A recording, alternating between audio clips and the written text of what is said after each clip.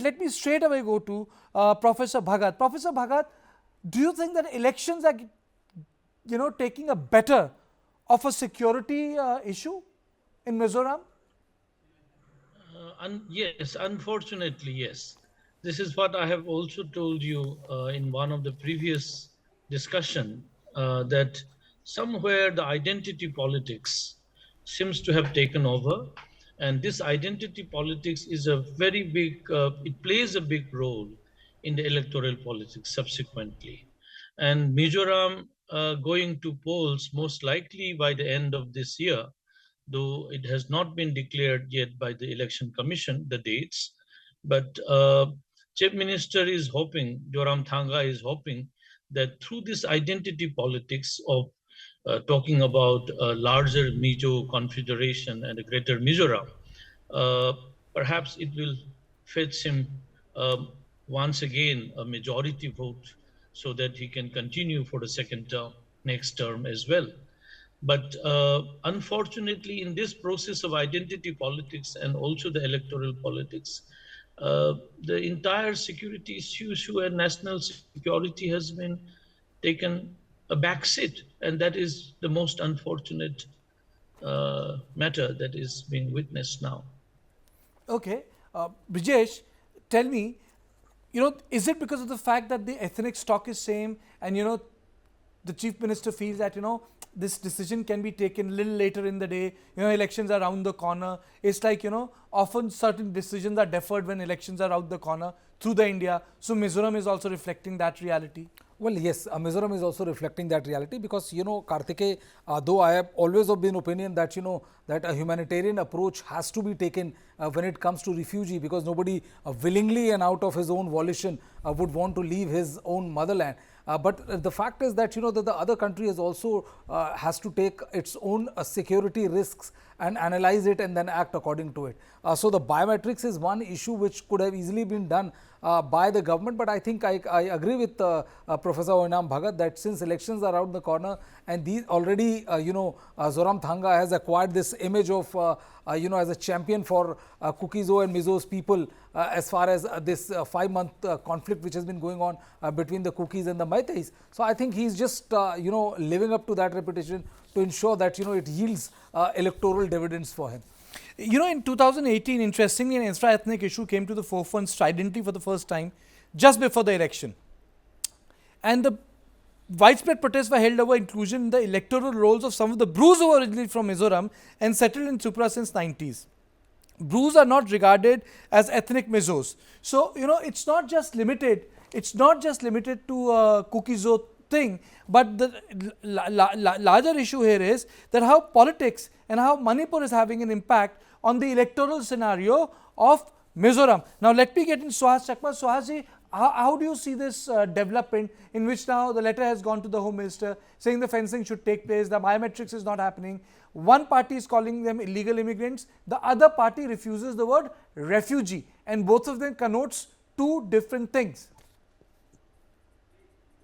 Well, I think it's a natural reaction of the state of Mizoram because it has nothing to do with the upcoming elections. Even when the Chin refugees have come in 1990 onwards after the crackdown in Myanmar, from that time they have been accommodating them. Now, what is the policy of the government of India, of all the state governments towards refugees, illegal immigrants, whatever you call it? It is preference by ethnicity, it is preference by religious belief. So if you look at the government of India, they are never going to do biometric identification of the Tibetan refugees, Tamil refugees, Hindus who have fled from Afghanistan, Sikhs who have fled from Afghanistan. If you are not going to do biometric identification, why should the government of Mizoram do it?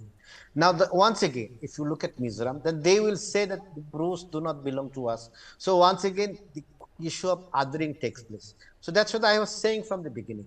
One of the reasons why we do not have a security system where we believe that illegal immigrants come and threaten the security of this state, you do not even have the basic policy to do the documentation, collect the biometric data whatsoever. And if tomorrow if Mizoram decides that we will not do it, you can't do anything about it.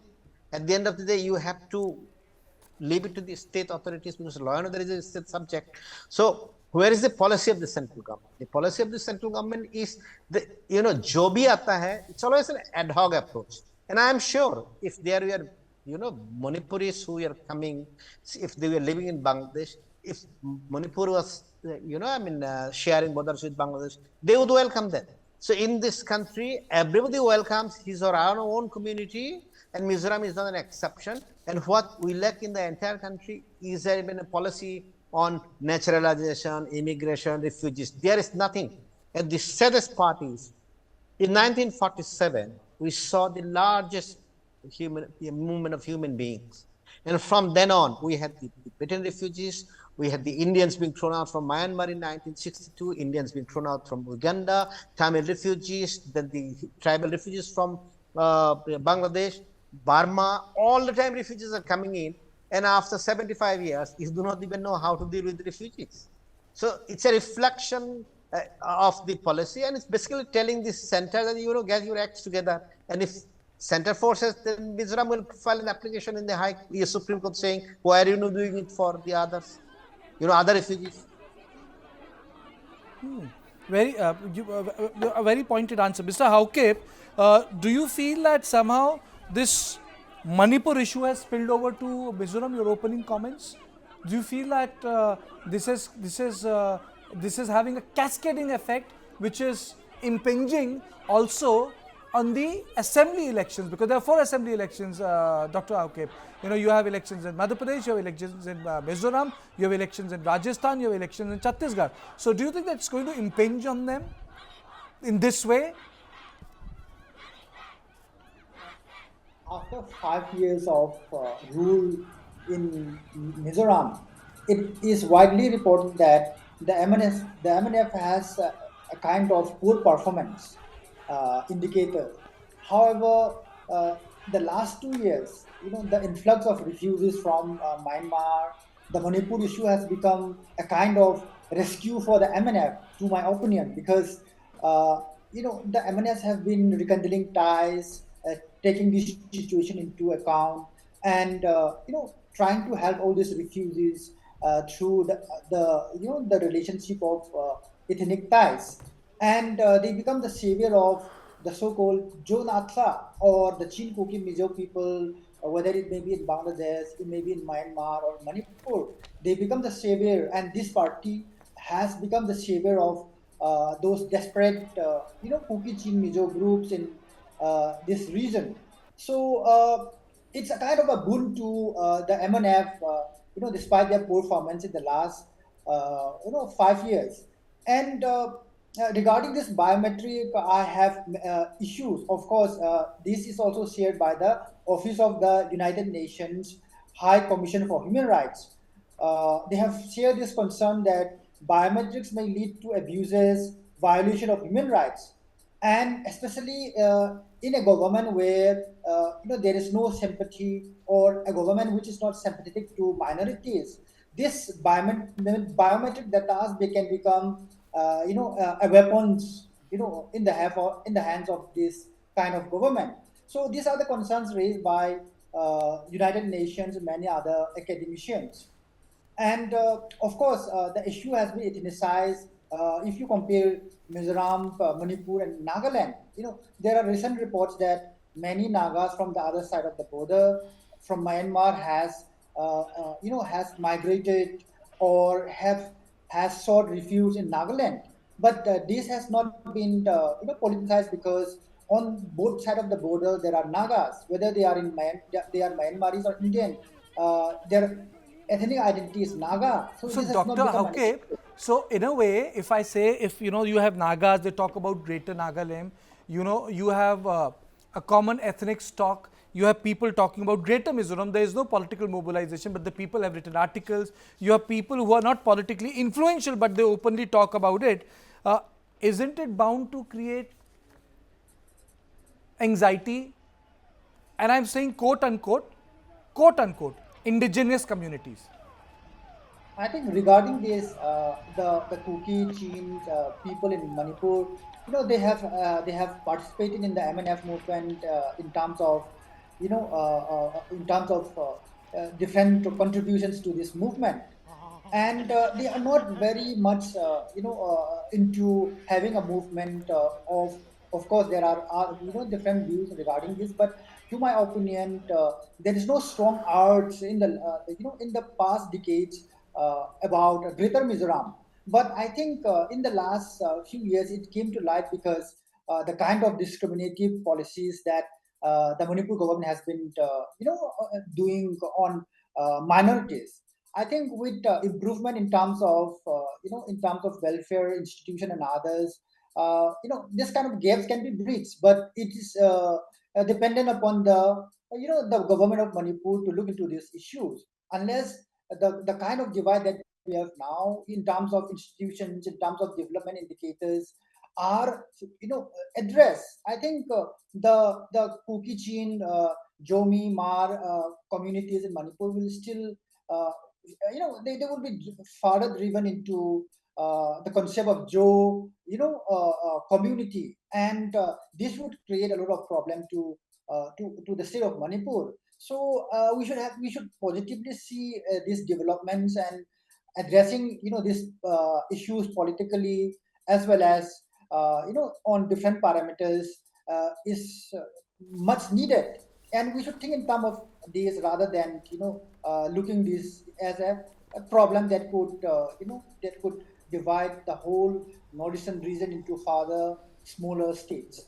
So we No, have to look this political issues in terms of economy, in terms of disparity in development, in terms of many institutions that has been lacked. Because if you look into the kind of the kind of camps that we have where who have been driven away from Imphal and other places are located. How okay. many deaths are there? So, in the last 2 months, there are more than 50 deaths in a in a relief camps manned by Kuki, Khanglai, Lompi. So look into the kinds of situations or the kind of relief camps they are living. The funds from the central government which was handed to the Manipur government is not flowing. The kind of camps they have, they are pathetic, and this has to be improved. Unless Manipur government divert the medical and other kind of relief materials to this, also the kind of anxiety, the kind of divide that we have in Manipur will further, and we have to look into all these issues practically rather than saying that this this and that has been fueling But divisions. okay, fair enough. Number of points, Dr. Hawkip, you made. Let me read out the letter of Rajkumar Imo Singh. I would like to state one more important issue regarding the detection of illegal migrants, which has been initiated by Home Ministry. We are pleased and thankful for the extension of the date for the detection of illegal migrants up to March 2024. However, there is an apprehension that people entering through the Mizoram side of the Myanmar border will not be properly checked, as it was reported in the news of the Mizoram. Government has declined to do biometrics to detect illegal migrants from Myanmar. This is a very serious issue which would change the entire demography of region. Thus, I request you to ensure that the Indo-Myanmar border in Mizoram is fully fenced, which is similarly going to be done in Manipur to help in controlling influx of such illegal migrants across the region. So, is this anxiety unrealistic on part of the indigenous community I would say, Manipur? Dr. Bhagat, and he says he has handed over the letter to the Home Ministry under Shri Amit Shah and also mailed a copy to initiate actions regarding the fur links with the Manipur-based organization abroad in Canada and other countries. So, are these anxieties unjust? See, Kartikeya, I would like to look at this issue of what you called refusal to biometrics and subsequently a request by MLA Imo Singh for fencing the entire this Mizoram and the Manipur boundary. The point is this: those who are a believer of ethnic identity and ethnic nationality, which I would say those who are demanding Greater Nagaland, as well as Greater Mizoram, they are harping on the idea of ethnic nationalism.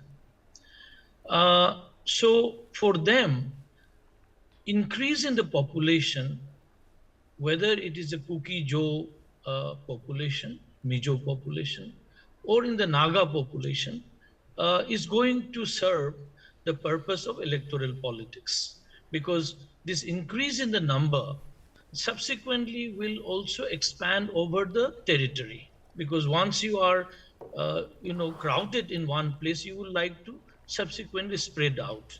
And the whole issue of greater Nagaland or Greater Mizoram is primarily linked with increase in population side by side, along with uh, what you call expanding the territorial boundary.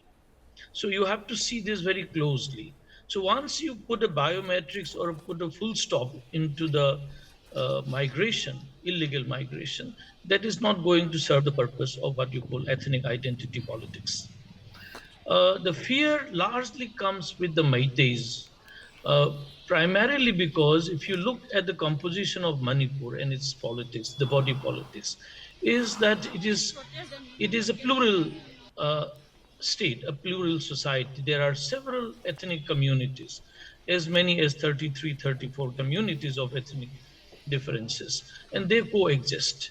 So sudden increase in the population of one community is going to affect the other, because the population increase is also going to link with electoral politics. There will be voter one day, and once you have a large number of voters, then your representation is also going to increase. So that is the fear of the Nagas and the Meiteis when the Kuki Jo population increases in Manipur. Now, there is also cases where the uh, Chin people from Myanmar has sneaked into Mizoram. The government of Mizoram has tried its best to keep, camps separately for these illegal migrants, allowing them to come, but not giving them, Aadhaar card and so on. But still, many have been successful in procuring illegally Aadhaar card and passport even. And there has been also cases where many of these illegal migrants were caught in Manipur coming from Mizoram with what you call illegal documents, identity documents, citizenship documents. So this is a fear largely in Manipur that people who are coming illegally, either from Nagaland or from Mizoram, may sneak into Manipur, and the equilibrium that exists among different ethnic communities may get uh, topsy-turvy, get affecting into a democratic politics of representation. That is the reason, I believe, why the RK Imo Singh has asked that the fencing has to be done if the government of Mizoram is refusing to go for biometrics. And last point, one more I would like to add, Kartikeya. In 2011 census, there has been lots of complaints that uh, in Senapati district, which is largely a Naga dominated areas, lots of population hype has been registered.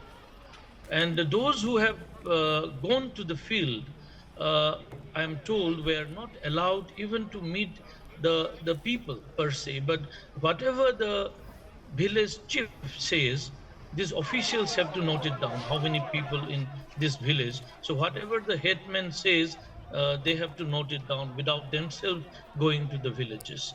So, and there is also cases where uh, electorate, a person is electorate in both places, both in Imphal Valley as well as in the hill districts.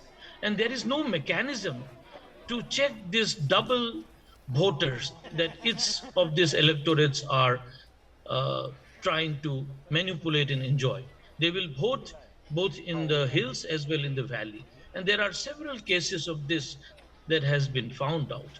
Perhaps biometrics could be one means to check this illegal activity of casting two votes by one individual. And this is very commonly seen in Manipur. I cannot say about Mizoram per se, but in Manipur, this has been largely the case.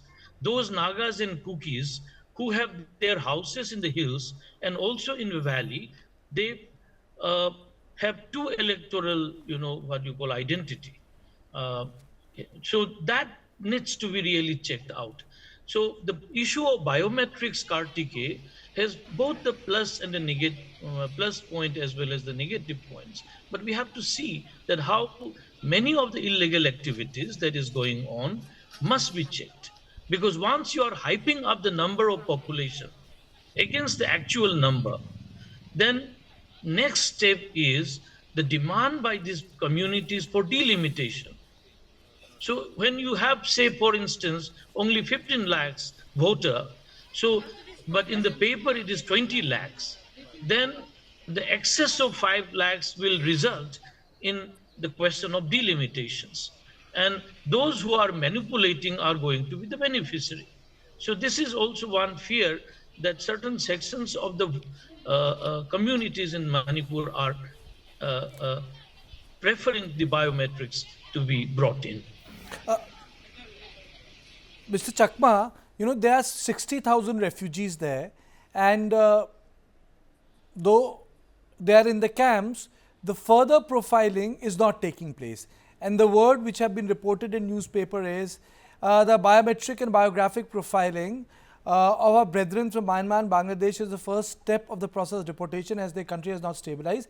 It would be a violation of human rights to deport them before there is peace in the respective countries. Mizoram Home Secretary H. Lalin Gamwaya said. I hope I have pronounced his name well. Basic issue is that the argument is around ethnicity. It's not about citizenship of the state, the way we address the issue of Manipur. So, you have ethnicity as the dominant profile in the state. Well, it is. I mean, that is why I said, the approach which the Mizos have towards the Chin refugees from Myanmar is not the same as with respect to the Bruce who actually came from neighboring state of Tripura and the areas where the Bruce were residing as per the reports of the government of Mizoram, the census report of 2011, that they have been living there from 1600 AD. So what I was trying to say is actually everybody is racist, everybody is ethnocentric, everybody is religious fanatic. And so that is why if you look at the letter That's of not very, Rajkumar, these are not the kindest of words I've heard since morning. Racist. No, absolutely.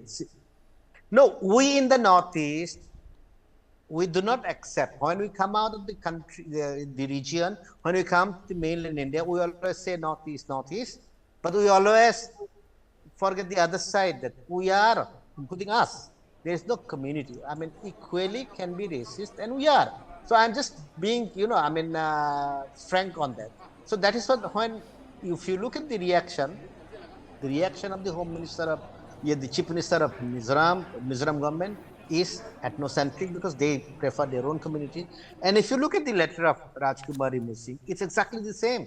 So if you read his letter, he's saying that Burmese, Indo-Burma border from the Manipur side should be fenced along with, for example, Manipur. He did not mention that there are two other states which share border with Myanmar, Arunachal Pradesh and Nagaland. Are there no immigration or influx of population in these two places? In fact, when the Ministry of Home Affairs issued the direction in 2021 after the military junta had taken over, the Nagaland government said we are not going to do any kind of identification. It doesn't apply to us. They are our own people. So that's it. So that's what I'm trying to say is that I don't think we have a clear policy with respect to, illegal immigration. So our reaction is not policy centric, that there should be a holistic solution.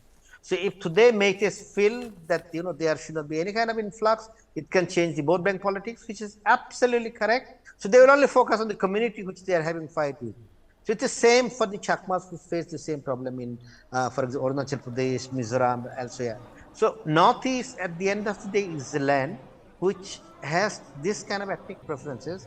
The unfortunate thing is actually the same practice in mainland India. Because if you are a Christian, if you come from Myanmar, you will not qualify as a under the Citizenship Amendment Act. If you are a Hindu from there, you will not qualify because the number of Hindus are less there.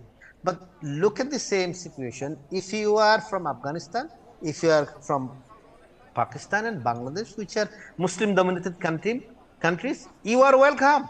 You are certifying those countries as human rights violators and you are welcome here. So why blame a particular state government? I mean, the policy of the But state as on Suhas, the issue is the ethnic conflict in Manipur has brought ethnic politics at centerfold in Mizoram. You see, let me draw the analogy and tell me if I am wrong. The conflict in Manipur is ethnic. It's not a religious conflict. It's between Kukis and Maitis. They have issues Absolutely. there. One, okay, so Kukis and Maitis have an issue there.